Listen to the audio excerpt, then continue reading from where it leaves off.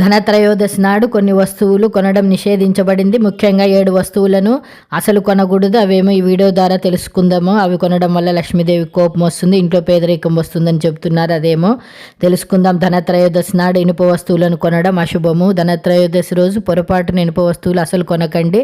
ఎందుకంటే అది శనిదేవుడికి సంబంధించింది కాబట్టి ఇనుప వస్తువులు కొనడం దురదృష్టకరం.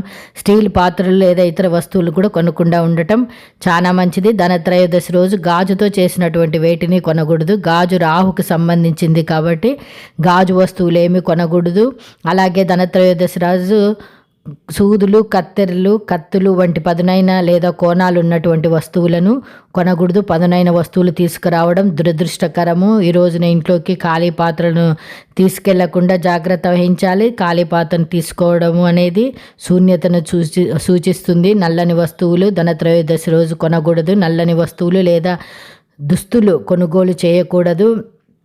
ధనత్రయోదశి రోజు నూనె, నెయ్యి కొనడం అశుభంగా పరిగణించబడుతుంది. నూనె, నెయ్యి ధనత్రయోదశి రోజు కొనడం వల్ల ఆర్థిక ఇబ్బందులు తలెత్తవచ్చు. కాబట్టి ప్రతి ఒక్కరు ఈ నియమాలు పాటించండి.